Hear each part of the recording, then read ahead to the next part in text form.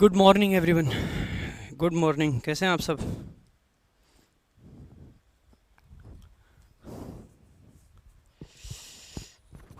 सभी को good morning.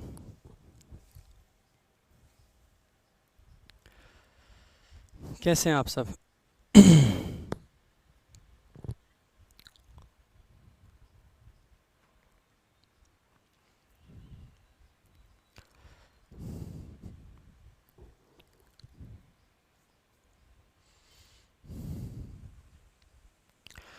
चलो भाई, आज करेंगे प्रेपोजिशन की प्रैक्टिस स्टार्ट। ठीक है, 2 से 3 क्लास हमारी प्रेपोजिशन की होंगी और मंडे से हम इस वाले स्लॉट में कंजंक्शन स्टार्ट करेंगे। ठीक है, मॉर्निंग में मंडे से कंजंक्शन स्टार्ट होगा और जो आफ्टरनून वाला स्लॉट होगा उसमें एडजेक्टिव के होते ही एडवर्ब स्टार्ट होगा। ठीक है, इस स्लॉट में कंजंक्शन स्टार्ट होगा। अभी फ़िलहाल प्रैक्टिस करेंगे, एटलीस्ट 2 से 3 क्लासेस हमारी प्रैक्टिस की होंगी। चलो स्टार्ट करते हैं भाई। आज की क्लास शानदार क्लास होगी एज़ यूजुअल, जैसे कि हमेशा होती ही है, तो आज भी शानदार होगी।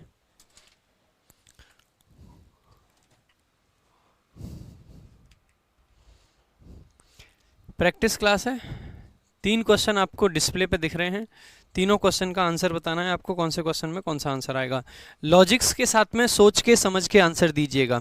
लॉजिक्स के साथ में सोच के समझ के आंसर दीजिएगा।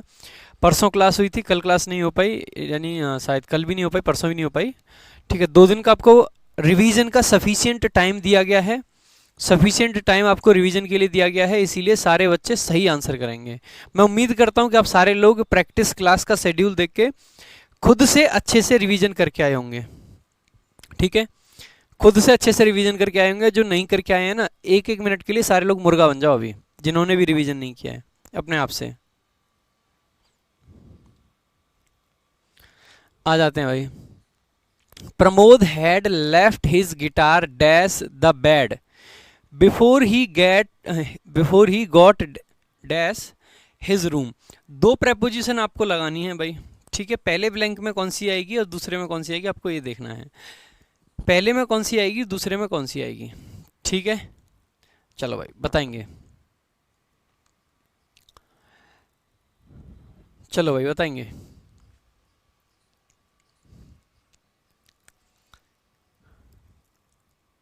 देखो, सबसे पहले आपने देखा पहला ऑप्शन है ऑन और इनटू। ठीक है, दूसरा ऑप्शन है ऑन और आउट ऑफ। तीसरा ऑप्शन है इन और इनटू, टू और आउट ऑफ। देखो, सबसे पहले लेफ्ट। लेफ्ट का मतलब होता है छोड़ देना। ठीक है, जैसे आप किसी व्हाट्सएप ग्रुप को छोड़ते हैं तो मैसेज आता है कि यू लेफ्ट द ग्रुप, या कोई भी ग्रुप को जब छोड़ता है तो मैसेज आता है ही लेफ्ट द ग्रुप। आप सबने ऐसे मैसेज पढ़े ही होंगे, है ना। तो आपने देखा कि लेफ्ट का मतलब है छोड़ देना।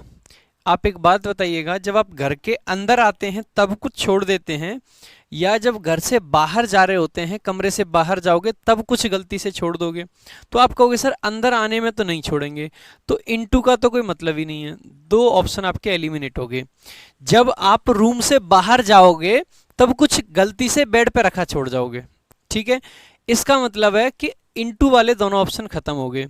अब आपको देखना है टू बेड होगा या ऑन बेड होगा। आप बताइएगा, ये बेड है, आपको गिटार रखना है, तो गिटार बेड के ऊपर ही तो रखा होगा, सरफेस की तरह उसको यूज किया जाएगा। इसलिए मैं कह सकता हूं कि वहां पे ऑन का मीनिंग आएगा और ऑन आपका सही आंसर हो जाएगा। ठीक है, so B is the correct answer. ठीक है, next. It takes about 10 minutes to drive dash tunnel. अब टनल का मीनिंग आप सब जानते होंगे। टनल का मीनिंग होता है, जैसे मान लीजिए एक रोड है, पहाड़ के सामने पहाड़ है, पहाड़ के अंदर से निकलने के लिए क्या बना देते हैं, टनल बना देते हैं। या जब हम जमीन के अंदर होके कहीं जा रहे होते हैं तो उसके लिए क्या बना देते हैं, टनल बना देते हैं। तो टनल बेसिकली क्या होता है, जब कोई सॉलिड चीज है वो बीच रास्ते में आ रही है, उसमें से निकलने के लिए जब बना दिया जाता है तो उसको ही टनल कहते हैं। तो हम कह सकते हैं, जैसे मैंने आपको डोर का एग्जांपल दिया था, जैसे मान लीजिए सपोज कीजिएगा ये आपके सामने ये पहाड़ है, यहाँ से रोड आ रहा था, और ये जो आपको छेद दिख रहा है ये टनल है। तो जब इसके लिए हम थ्रू लगाते हैं तो टनल के लिए भी क्या आ जाएगा, थ्रू आ जाएगा। जिस चीज के अंदर होके हम निकलते हैं, जब हम किसी चीज में से होके निकलते हैं तो ऐसे केस में हम थ्रू का यूज करते हैं। इसीलिए मैं कहूंगा कि टनल के लिए भी थ्रू का यूज किया जाता है। ठीक है, टनल के लिए भी थ्रू का यूज किया जाता है। क्या टनल को हम एज सरफेस ऊपर होके जा रहे हैं? बिल्कुल नहीं जाते। क्या टनल बिटवीन होता है दो चीजों के बीच में? टनल अकेले है, दो चीजों का मतलब ही नहीं है। और अमंग होता है दो से ज्यादा के लिए, तो उसका भी मतलब नहीं है। तो सिर्फ और सिर्फ थ्रू आपका सही आंसर होगा। ठीक है, ऐसे बहुत सारे क्वेश्चन आपको मिलेंगे जिसमें दो ब्लैंक होंगे। ठीक है, ऐसे बहुत सारे क्वेश्चन मिलेंगे जिसमें दो ब्लैंक होंगे। एक चीज और आपको दिखा देता हूं, एक सेकंड का टाइम दीजिएगा बस। एक आपके लिए अपलोड कर दूंगा अभी। ठीक है, बहुत सारे बच्चे कह रहे हैं कि सर भूल गए, ये हो गया वो हो गया। आप सभी के लिए एक चीज अपलोड कर दूंगा, जस्ट एक सेकंड देंगे।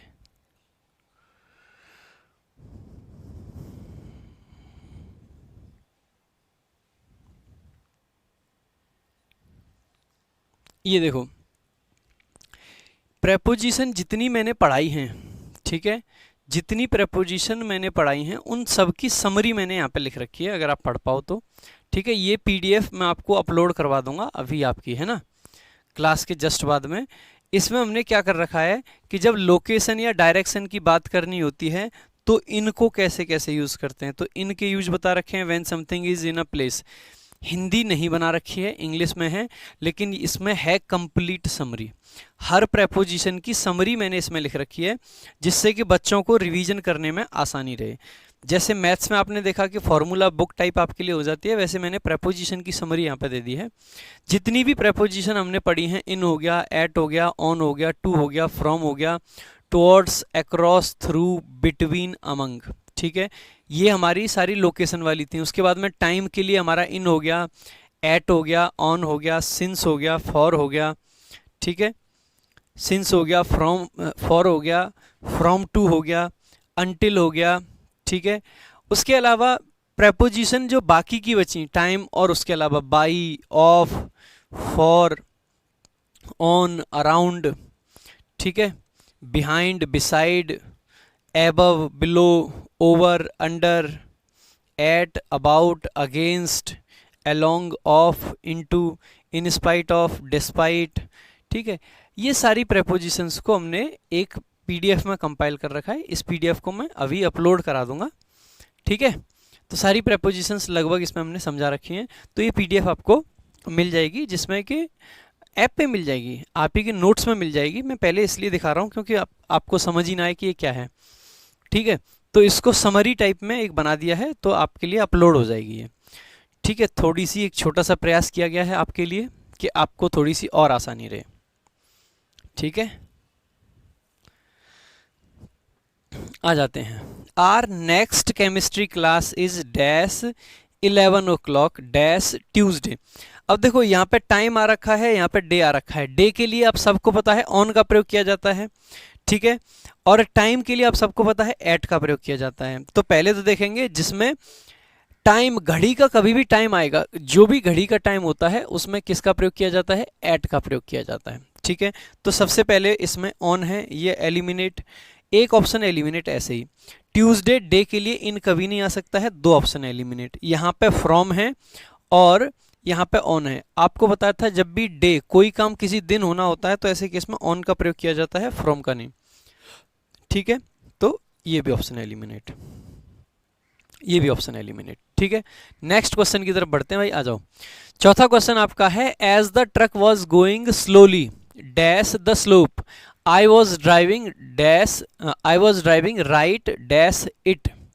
बताएंगे भाई। देखो सपोज कीजिएगा स्लोप है, स्लोप, स्लोप का मतलब क्या है, मान लीजिए ये रास्ता ऐसे है, ये एक रास्ता है, ये ऐसे, स्लोप का मतलब तो यही होता है ना। ठीक है, अब अगर कोई जाएगा नीचे तो हम कहेंगे ड्राइविंग डाउन द स्लोप। क्या कहेंगे, डाउन द स्लोप। ठीक है। अगर कोई इस डायरेक्शन में जाएगा तो क्या लिखेंगे भाई, डाउन। मान लीजिए कोई स्लोप पे ऊपर जा रहा है, ऊपर की साइड चल रहा है, तो ऐसे केस में हम कहेंगे ड्राइविंग अप द स्लोप। ठीक है, अप और डाउन आपको कराए थे। अप का मतलब ऊपर के डायरेक्शन में और डाउन का मतलब नीचे के डायरेक्शन में, आपको अच्छे से कराए थे, आप सबको ध्यान होगा। ठीक है, अब पहले ये बात तो हो गई। मान लीजिए ये एक ट्रक जा रहा है यहाँ पे, ठीक है, ये एक ट्रक है और इस ट्रक के मैं कहाँ चलाऊंगा। पहली बात तो देखो, स्लोप से जाना है तो ये ऑफ वाला हट जाएगा, ठीक है, और ये अलोंग वाला हट जाएगा। दो ऑप्शन आपके हट गए। अब आपको देखना है कि डाउन आएगा या फिर अप आएगा। डाउन आएगा या तो अप आएगा, दोनों ही आ सकते हैं, कोई कॉन्टेक्स्ट नहीं है। अब एक बात बताइए, बिटवीन को लगाने के लिए हमें दो चीज़ों की ज़रूरत होती है। क्या आप एक ट्रक के बीच में चला सकते हो? नहीं। यहाँ पे एक ट्रक की बात की गई है, क्या आप एक ट्रक के बीच में जा सकते हो? नहीं।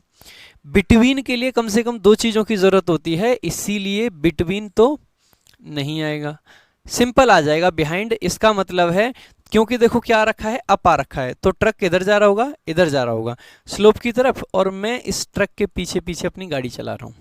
ट्रक आगे आगे जा रहा है और ट्रक के पीछे पीछे मेरी गाड़ी जा रही है, स्लो स्लो स्लो स्लो। अच्छा क्वेश्चन है, आपको समझ समझ के इस क्वेश्चन को करना पड़ेगा। ठीक है, समझ समझ के इस क्वेश्चन को करना पड़ेगा। ऐसे क्वेश्चंस आप एवं नहीं है कि आओ और कुछ भी मार के चले जाओ। ये सारे क्वेश्चंस हमारे द्वारा खुद बनाए गए क्वेश्चंस हैं, हमने कहीं से उठाए नहीं हैं। ठीक है, कहीं से भी खुद से बनाए गए क्वेश्चंस हैं, अच्छे क्वेश्चंस हैं। स्पेशली फर्स्ट 25 क्वेश्चंस, पहले 25 क्वेश्चंस जो इस सीट में जो अभी मैं करा रहा हूँ, ये बहुत अच्छे क्वेश्चंस हैं। आज शाम को नहीं तो कल सुबह आपको प्रेपोजिशन की प्रीवियस ईयर की असाइनमेंट दे दी जाएगी, वो बन के तैयार है, पूरी तरह से बन के तैयार है। बस उसमें आंसर की डलना बाकी रह गया, वो मैं डाल दूंगा आज। तो ठीक है, बन जाएगी, आपको आज मिल जाएगी, आज नहीं तो कल मिल जाएगी 100%। ठीक है, सारे प्रीवियस ईयर के असाइनमेंट्स अपडेट किए जा रहे हैं, इसीलिए अब तक कई चैप्टर्स के आपको मिले नहीं हैं। जितने भी प्रीवियस ईयर के हैं वो आपके मेंस 2000, ये जो अभी 8 अगस्त को मेंस हुआ था, वहाँ तक के अपडेट किए जा रहे हैं, इसीलिए थोड़ी सी विलम्ब हो रही है उन सब में। ठीक है, होता क्या है, जब अपडेट करते हैं तो जैसे मेंस का पेपर हुआ, लेटेस्ट पेपर है, तो उसको सबसे ऊपर डाल देते हैं क्वेश्चन को। जैसे ही उस क्वेश्चन को सबसे ऊपर डाल देंगे तो क्या होगा, जितनी आंसर की थी वो सब खराब हो गई। क्यों? क्योंकि एक क्वेश्चन ऊपर आ गया तो हर क्वेश्चन की नंबरिंग चेंज हो गई, कहीं 1 आ गया, 2 आ गया, 5 आ गए। क्वेश्चन की नंबरिंग चेंज होते ही क्या हो जाएगा कि जो पहले आंसर की बनी हुई थी वो खराब हो जाती है। दोबारा से आंसर की बनाओ, सारी चीज़ें दोबारा से करो, तो इस चक्कर में थोड़ा सा असाइनमेंट्स में कभी कभी देरी हो जाती है। बाकी प्रेपोजिशन का कंप्लीटली बन के तैयार है, लगभग 400 क्वेश्चन प्रीवियस ईयर के आपको मैं प्रोवाइड करा दूंगा। ठीक है, बाकी चैप्टर्स के भी बनाए जा रहे हैं, सबको अपडेट किया जा रहा है, बने हुए पहले से हैं, सब अपडेट किया जा रहा है। अपडेट होते ही सबके अपलोड कर दिए जाएंगे, जो भी चैप्टर्स आपके हुए हैं सबके अपलोड कर दिए जाएंगे, है ना। Because he works dash a farm, Carl always goes to bed very early and gets up dash down. देखो, डॉन हो या डस्क हो, सनराइज हो या सनसेट हो, इन सब के लिए मैंने आपको प्रपोजिशन बताई थी कि इन सब के लिए हमेशा एट आता है। ठीक है, तो फाइनली आप सिर्फ एक ब्लैंक को देख के एट को आप आंसर लगा सकते हो कि आंसर तो इसका सी होगा और कोई हो ही नहीं सकता है। ठीक है, at sunrise, at sunshine, at dawn, at dusk, यही आपकी प्रपोजिशंस आती हैं। ठीक है, हमेशा और हमेशा इन सब के साथ में डॉन हो, डस्क हो, कुछ भी हो, सनराइज हो, सनसेट हो, ठीक है,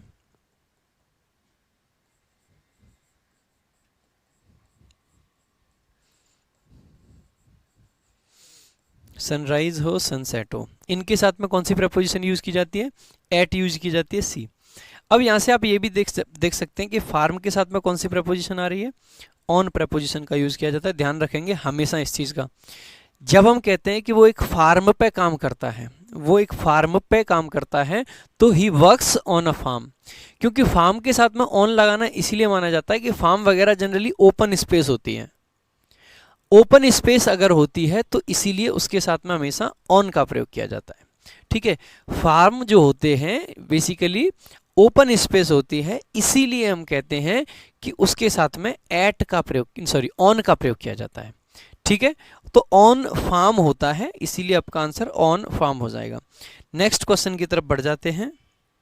नेक्स्ट क्वेश्चन की तरफ।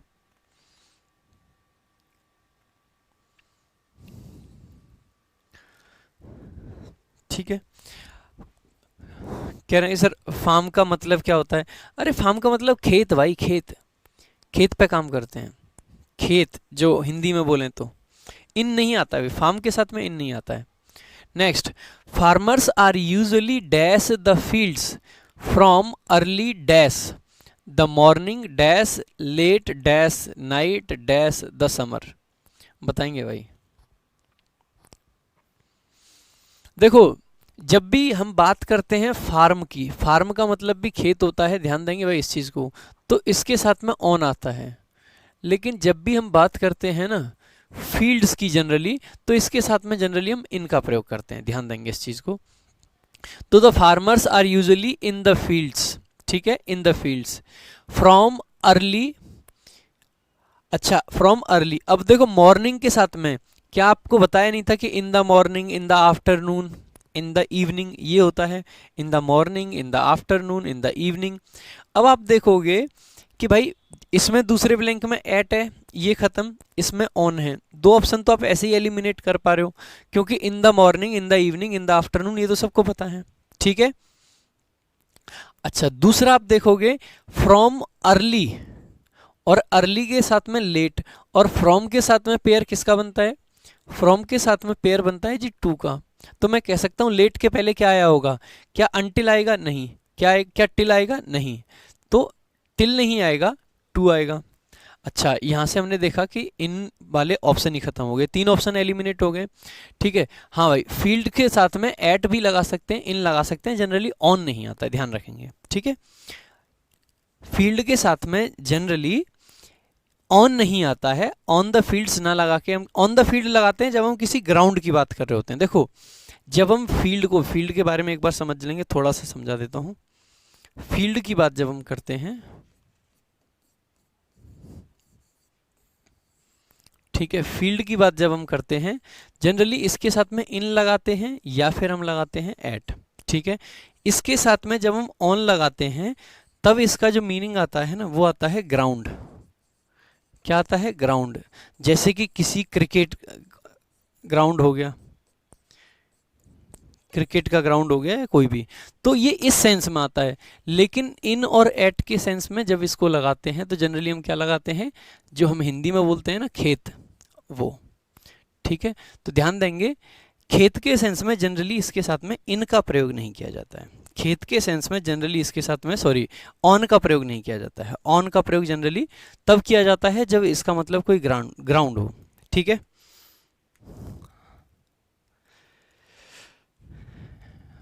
ध्यान रखना, फार्म के साथ में ऑन आता है, फील्ड के साथ में एट या फिर इन, ठीक है। नेक्स्ट, 7वां क्वेश्चन है dash we didn't have many toys when we were kids, we used to enjoy ourselves a lot. अच्छा यार, ये कंजंक्शन का क्वेश्चन डल गया गलती से, कंजंक्शन का क्वेश्चन है, अभी छोड़ेंगे, अगली क्लास में देखेंगे इसको। ये मिक्स सी सीट बनाई थी जिसमें कुछ क्वेश्चन कंजंक्शन के आएंगे तो उनको छोड़ते जाएंगे भाई। एक जैसे कि नहीं, ये तो प्रपोजिशन ही है, ठीक है। एक दो क्वेश्चन कंजंक्शन के आएंगे, उनको छोड़ देंगे बस। एक दो क्वेश्चन कंजंक्शन के आएंगे, उनको छोड़ देंगे बस, ठीक है। नेक्स्ट, वेदर और not you join me, I will be at our neighbours barbecue party dash this afternoon. बताएंगे भाई, आफ्टरनून के साथ में क्या आएगा? In this afternoon, on this afternoon, to this afternoon, या नो प्रेपोजिशन? यहां पे है कोई प्रेपोजिशन नहीं। बताएंगे भाई कौन सा आएगा?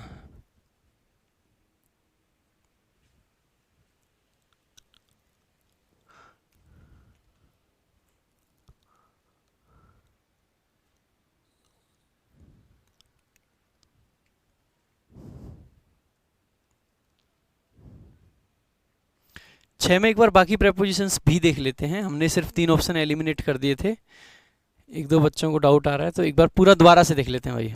Farmers are usually dash the fields from early morning, early in the morning. अच्छा रुक जाओ एक बार भाई, एक second. From early in the morning dash late dash night dash the summer. अब एक चीज़ और देखेंगे भाई, ये जो नाइट है ना, यहाँ से भी हमें क्लू मिलता है। ठीक है, आंसर सही कह रहे हैं, गलत लग गया था, गलत आंसर लग गया था छठे का है ना। एक बार देखते हैं इसको, क्या देखेंगे इसमें। इसमें देखने वाली बात दरअसल ये आएगी, जैसे कि हमने यहाँ पे कहा था कि 2 आएगा, ठीक है 2 आएगा, लेकिन मैंने आपको टिल का यूज भी पढ़ाया था। टिल का यूज मैंने क्या कहा था, डेडलाइन ऑफ टाइम, क्या बताया था, डेडलाइन ऑफ टाइम। समय की डेडलाइन के लिए भी हम किसका यूज करते हैं, टिल का यूज करते हैं। किसका यूज करते हैं भाई, टिल का यूज करते हैं समय की डेडलाइन के लिए। तो यहाँ पे ऐसा नहीं है कि 2 ही आएगा, यहाँ पे टिल आ सकता है, क्योंकि हम ये कहना चाहते हैं कि फार्मर्स काम करते हैं फील्ड में सुबह से लेके रात तक। ठीक है, अब देखो क्यों यहाँ पे टिल आ सकता है, ये बात क्यों आई, ये बात इसीलिए आ जाती है क्योंकि ये देखेंगे एक बार, आप नाइट के साथ में, मैंने कहा था जब नाइट इन जनरल होता है, एनी नाइट हो या एवरी नाइट हो, ये बात मैंने आपको बताई होगी प्रेपोजिशन में, एनी नाइट हो या फिर एवरी नाइट हो, ऐसे केस में एट का प्रयोग किया जाता है। क्या यहाँ पे कोई स्पेसिफिक नाइट है या जनरल, तो आप सब कहोगे सर ये तो जनरल है, तो यहाँ तो एट ही आएगा। जनरली नाइट के साथ में ऑन प्रेपोजिशन का यूज तब किया जाता है जब कोई स्पेसिफिक नाइट हो, on the night of crime, वो वाला एग्जाम्पल मैंने दिया होगा। ठीक है, वो वाला एग्जाम्पल भी मैंने दिया होगा। ठीक है, तो एट नाइट आएगा। एट नाइट को देख के हम कह सकते हैं कि हमारा ये वाला गलत हो जाता है। ठीक है, दूसरा जितने भी हमारे सीजन होते हैं उन सब के लिए भी बताया था मैंने कि इन प्रेपोजिशन का यूज किया जाता है। जितने सीजन होते हैं तो उसके लिए इन है, तो भाई इसका आंसर डी होगा बिल्कुल, क्योंकि फील्ड के लिए इन आ जाएगा। एट भी आ सकता है, ऐसा नहीं है एट नहीं आ सकता, एट भी आ सकता है, लेकिन जो असली क्लू है वो है ये वाला ब्लैंक। ठीक है, जो फोर्थ ब्लैंक है वो बहुत अच्छा क्लू है, उससे हो जाएगा। ठीक है, तो इसमें आई मेड अ मिस्टेक। ठीक है, किसी ने मेरे को कमेंट करा तो मैंने उसको करेक्ट कर दिया। ठीक है, हाँ तो 6 में नाइट के पहले एट आएगा, इसीलिए छठा क्वेश्चन जो है उसका सी ऑप्शन आंसर नहीं हो सकता है भाई, बिल्कुल। पूरी प्रेपोजिशंस हमने चेक नहीं की थी, हमने यहीं तक एलिमिनेट करके छोड़ दिया था, इसीलिए हमसे गलती हुई। Next, whether or not you join me, I will be at our neighbor's barbecue party dash this afternoon। आप सबको ये पता है, मैंने ये बात कई बार बताई भी है, बेसिक में भी बताई होगी, कि जब भी कोई ऐसा वर्ड हो जो कि टाइम को दिखा रहा हो, तो टाइम एक्सप्रेशन कह सकता हूं, कोई भी टाइम का एक्सप्रेशन हो, और टाइम के एक्सप्रेशन के आगे जब हम ऑल लगा दें, एवरी लगा दें, ईच लगा दें, ऑल एवरी ईच, ठीक है, हम लास्ट लगा दें या हम नेक्स्ट लगा दें, ठीक है, हम दिस लगा दें, हम दैट लगा दें, ऐसी चीज़ें जब भी हम यूज़ कर लेते हैं, ठीक है, ऐसी चीज़ें जब भी हम यूज़ कर लेते हैं, ये पूरा का पूरा फ्रेज अपने आप में किसका काम करता है, ये पूरा का पूरा फ्रेज बन जाता है एडवर्ब। क्या बन जाता है मेरे भाई, एडवर्ब बन जाता है। ये बात मैं बेसिक में भी बताता हूँ और प्रेपोजिशन में भी जहाँ तक बताई होगी। ठीक है, नहीं बताइए तो यहाँ जान लें, ये बन जाता है एडवर्ब। और एडवर्ब के पहले हम प्रेपोजिशन का प्रयोग नहीं करते हैं भाई, एडवर्ब के पहले हम प्रेपोजिशन का प्रयोग नहीं करते हैं, ध्यान देने वाली बात यह है। इसका मतलब है कि आफ्टरनून एक ऐसा शब्द है जो कि टाइम को दिखाता है कि नहीं दिखाता है, टाइम को दिखाता है। अगर ये टाइम को दिखाता है तो इसके पहले जो दिस आ रखा है, ये दोनों मिलके अपने आप में किसका काम कर देंगे, एडवर्ब का काम कर देंगे। अगर ये एडवर्ब है इसका मतलब है कोई प्रेपोजिशन नहीं आएगा। ठीक है,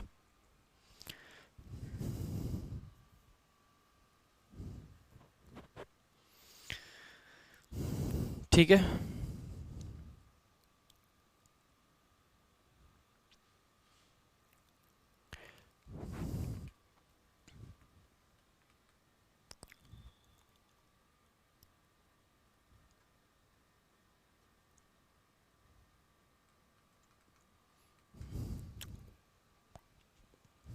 नहीं, आदित्य कुमार पहले में मिस्टेक कोई नहीं है, वो एक 6th में मिस्टेक रह गई थी बस, पहला ठीक है एकदम।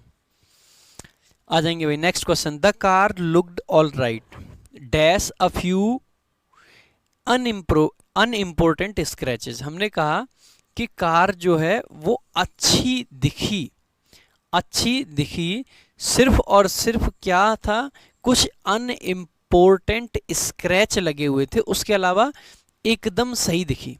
ठीक है, अब क्या है देखो, अनलेस तो होता है कंजंक्शन, इसको तो हटा देंगे।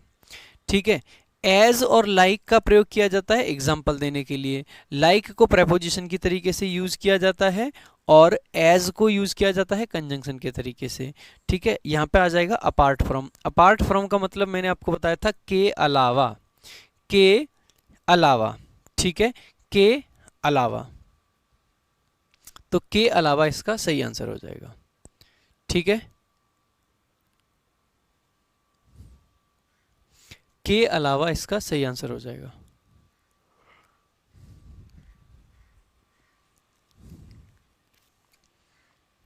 ठीक है, apart from.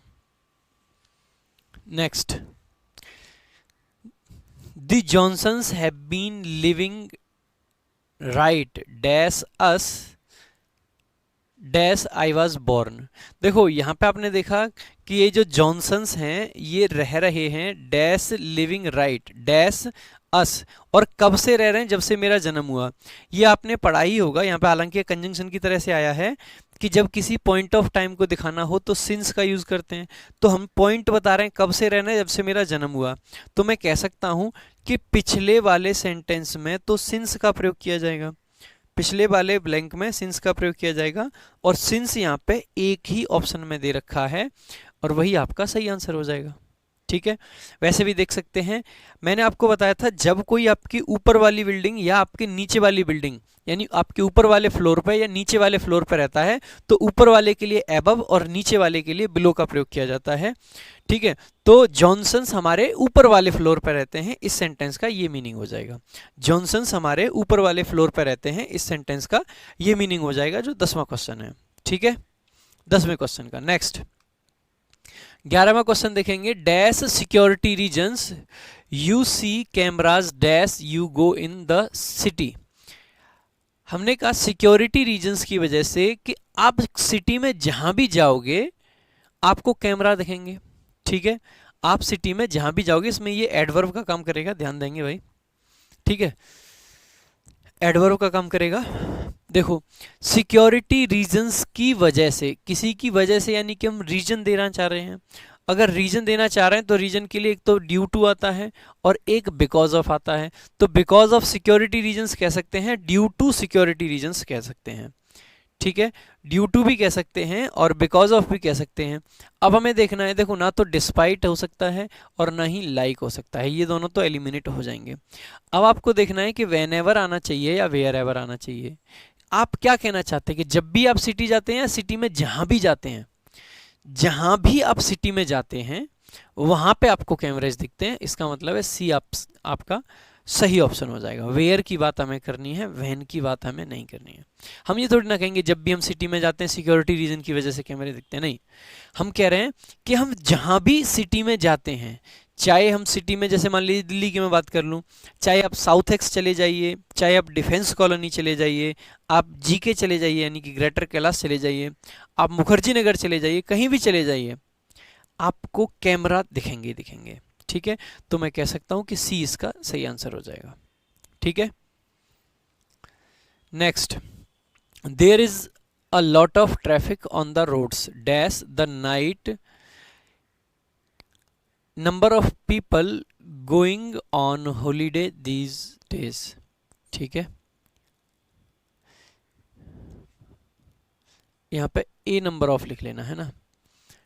There is a lot of traffic on the roads dash the high number, अच्छा the high number of, sorry मैं गलत ही पढ़ रहा हूँ आज, पता नहीं क्या दिमाग में आ रहा है। There is a lot of traffic on the roads dash the high number of people going on holidays these days. नींद अच्छे से नहीं खुली अभी है ना, नहा धो के आया हूँ सुबह से अच्छे से, पर पता नहीं मैं उसको नाइट पढ़ रहा हूँ, दिमाग खराब हो रहा है पूरा। There is a lot of traffic on the roads dash the high number of people going on holiday these days. ये भी अगेन देखो कंजंक्शन का नहीं, प्रेपोजिशन ही आएगा इसमें भी, प्रेपोजिशन का क्वेश्चन है, देखेंगे। देखो क्योंकि देखो यहां से आपने देखा the high number of people, the high number of people, अब यहाँ पे ये गोइंग तो आ रखा है, लेकिन क्या ये वर्ब है? नहीं भाई, ये है पार्टिसिपल। क्या है? पार्टिसिपल। क्या है ये? पार्टिसिपल है ना? पार्टिसिपल है, इसका मतलब है यहाँ पे वर्ब नहीं है। वैसे भी आप देख सकते हैं कि ये आपका क्या है? नाउन है, सिंपल। क्या है? पूरा नाउन है। The high number of people, high number of people आपका नाउन है। इस नाउन से पहले हमको क्या चाहिए था? एक प्रेपोजिशन चाहिए था, क्योंकि ये नाउन किसका काम कर रहा है? ऑब्जेक्ट का काम कर रहा है। किसके ऑब्जेक्ट का? प्रेपोजिशन के। अब आपको ध्यान ये देना है कि सिंस जब रीजन देता है, बिकॉज का सेंस देता है तो कंजंक्शन होता है, बिकॉज भी कंजंक्शन होता है, वेयर एज भी कंजंक्शन होता है, आपका प्रेपोजिशन होता है ड्यू टू। तो due to the high number of people, due to the high number of people. ठीक है, बिकॉज क्यों नहीं होगा? क्योंकि बिकॉज कंजंक्शन होता है। ठीक है, अगर यहाँ पे गोइंग के पहले आर लगा होता, गोइंग के पहले होता आर गोइंग, ठीक है, तो ये पूरी क्लॉज बन जाती, पूरी वर्ब हो जाती, तो क्लॉज बन जाती। अगर ये क्लॉज बन जाती तो फिर हम बिकॉज या सिंस लगा देते, लेकिन अभी क्योंकि ये क्लॉज नहीं है तो हमें क्या लगाना पड़ेगा? ड्यू टू लगाना पड़ेगा, ड्यू टू लगाना पड़ेगा। ठीक है, नेक्स्ट क्वेश्चन की तरफ बढ़ते हैं। 13वां क्वेश्चन है to see what happened he started to walk dash the place from where he where the sound had come. ये कह रहा है कि जैसे ही, टू सी व्हाट हैपेंड, ये देखने के लिए,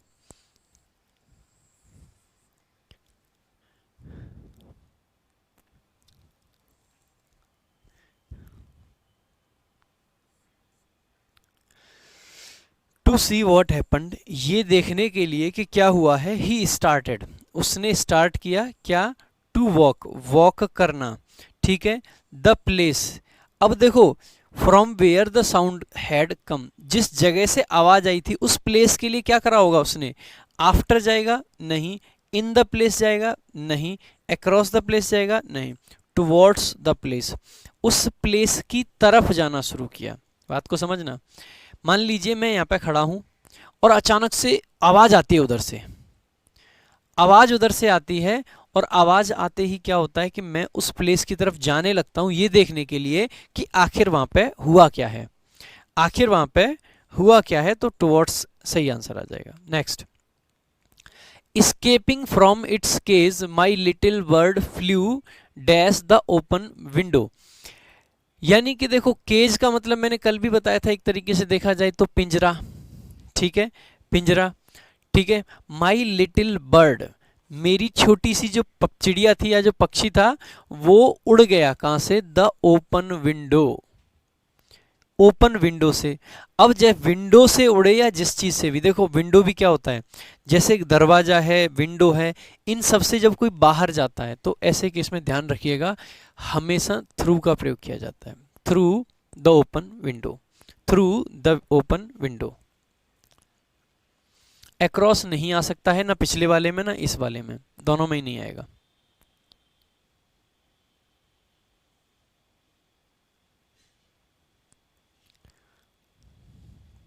ओके रोली,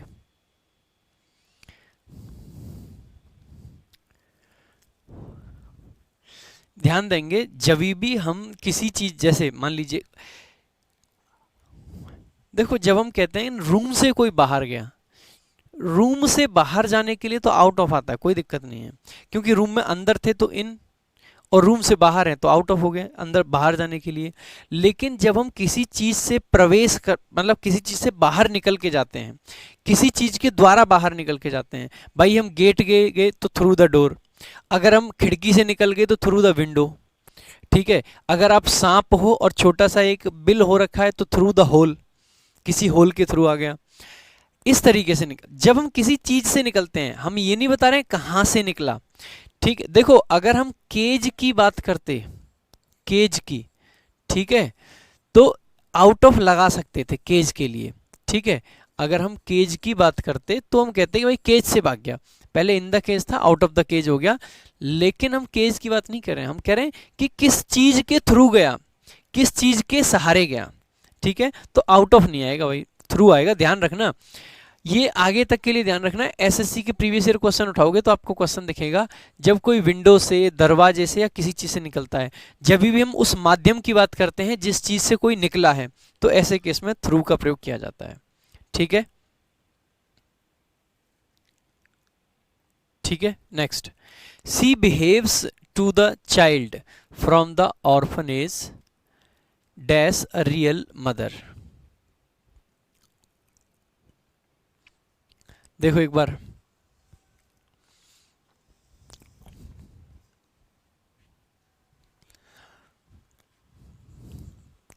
एज और लाइक में डिफरेंस समझेंगे।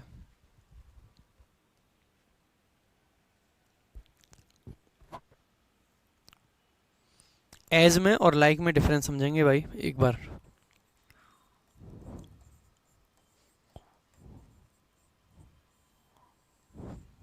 एज में और लाइक में डिफरेंस समझेंगे। ठीक है, हम जब बात कर रहे हैं क्या दिखाने के लिए, सिमिलैरिटी दिखाने के लिए, सिमिलैरिटी दिखाने के लिए लाइक जो होता है वो किसका काम करता है, प्रेपोजिशन का काम करता है। किसका काम करता है, प्रेपोजिशन का काम करता है। एज जो होता है वो किसका काम करता है, कंजंक्शन का काम करता है भाई। किसका काम करता है, कंजंक्शन का काम करता है। ध्यान देंगे, जब भी हमें दो चीज़ों में सिमिलैरिटी दिखानी हो, जब भी हमें दिखाना हो कि ये चीज़ इस चीज़ की तरह है, इस चीज़ की तरह है, तो एज कंजंक्शन का काम करता है और लाइक प्रेपोजिशन का काम करता है। जैसे कि मैंने लिखा, he is dash a younger brother for me.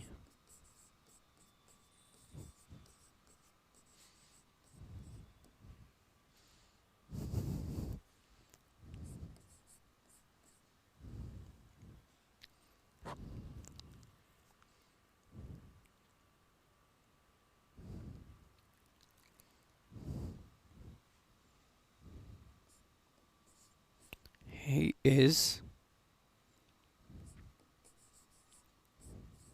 important for me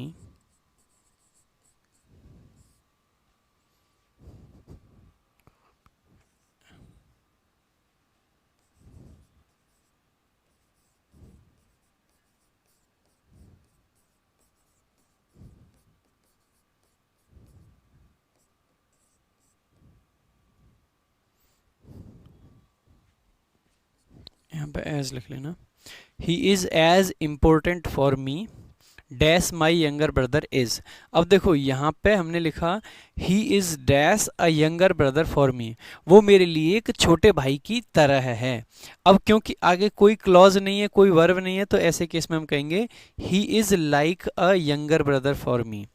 अब यहाँ पे आपने देखा he is as important for me dash my younger brother is, यहाँ पे इज आ रखा है, वर्ब आ रखी है, यंगर ब्रदर सब्जेक्ट है और इज वर्ब है।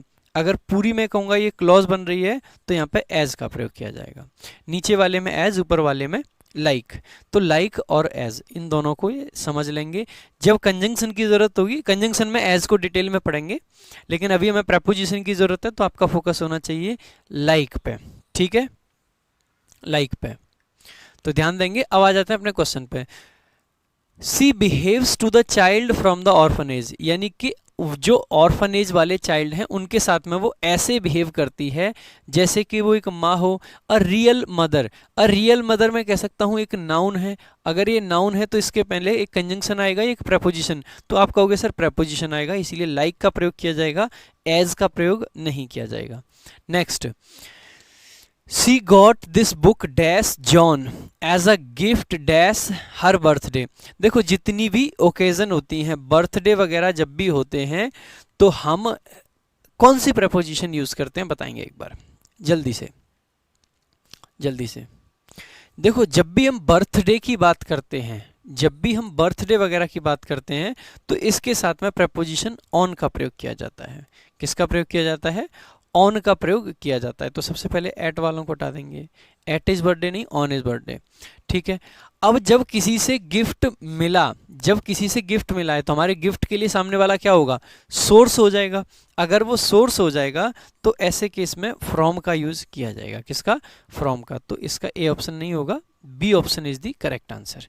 Next, this thief ran dash the street and hid dash the buses. Hid का मतलब है ये हाइड की सेकंड फॉर्म होती है। ठीक है, हाइड की सेकंड फॉर्म है। अब अगर कोई छुपेगा तो कहाँ छुपेगा?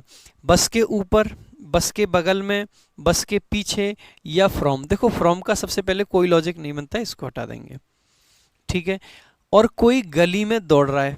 अब यहाँ पे हमने कहा गली में दौड़ रहा है, तो पहली बात तो वो गली के अंदर नहीं, गली के साथ में हम कह सकते हैं अक्रॉस दौड़ेगा, या फिर आपका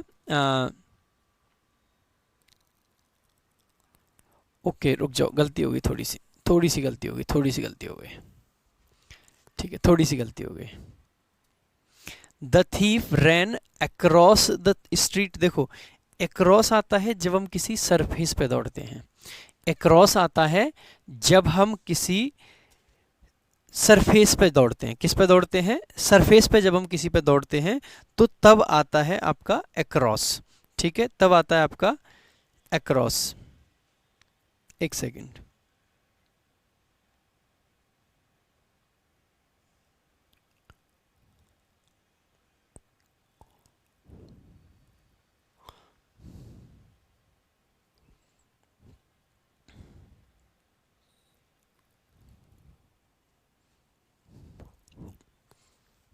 एक सेकेंड। जैसे कि मान लीजिए मैं एक बार प्रैक्टिकली आपको करके दिखाता हूं। ये मान लीजिए गली है। अब आपके मन में पहला क्वेश्चन आएगा अलोंग द स्ट्रीट आ जाए, लेकिन अलोंग द स्ट्रीट तो ठीक है, लेकिन देखो कोई किसी चीज के पीछे छुप सकता है, कोई किसी चीज के पीछे छिप सकता है, लेकिन कोई किसी चीज से, यार ये तो एरिया होता है एक। ठीक है, ये एक जंगल झाड़ी टाइप में हम प्लांट्स कह सकते हैं, बसेस जो होते हैं ये प्लांट बोल सकते हैं हम। ठीक है, तो इनसे नहीं छुपना है, छुपेगा पुलिस वगैरह से। अगर पुलिस से छुपना था तो इससे तो नहीं छुप सकता, तो पहले तो फ्रॉम खत्म हो जाएगा। ठीक है, बिसाइड आ सकता है दूसरा, ये प्लांट्स के ऊपर नहीं छुपता है तो ये भी खत्म हो जाएगा। दो ऑप्शन तो आपके एलिमिनेट ऐसे हो जाएंगे। अब गली में कोई अंदर नहीं दौड़ता है, गली पर दौड़ता है, यानी कि अक्रॉस द स्ट्रीट, यानी कि जो स्ट्रीट थी उसके अक्रॉस। मैंने बताया था अक्रॉस का मतलब होता है एक साइड से दूसरी साइड। वो इस साइड में था, इस साइड से वो दूसरी साइड पहुंचा भागते हुए, और जो बसेस थे उनके पीछे वो छुप गया। ये वो वाला बस नहीं है, बस यहाँ पे दूसरा होता है जो पेड़ वगैरह होते हैं, प्लांट्स होते हैं कुछ। ठीक है, बिहाइंड, छुपने के लिए सबसे पहली जो प्रेपोजिशन आपके दिमाग में आनी चाहिए वो है बिहाइंड। बिहाइंड का मतलब होता है किसी चीज के पीछे। बिहाइंड का मतलब क्या होता है? किसी चीज के पीछे। बिसाइड का मतलब होता है किसी चीज के बगल में। आप खुद से सोचिए कि अगर आपको छुपना हो तो आप कहाँ छुपना चाहोगे? बिहाइंड समथिंग और बिसाइड समथिंग, किसी चीज के बगल में या किसी चीज के पीछे। तो आपको खुद लगेगा कि किसी चीज के पीछे छिपना होगा। ठीक है, किसी चीज के पीछे छुपना होगा, तो इसीलिए हम कह सकते हैं बिहाइंड वाला जो आपका आंसर है ये आपका करेक्ट आंसर होगा। ठीक है,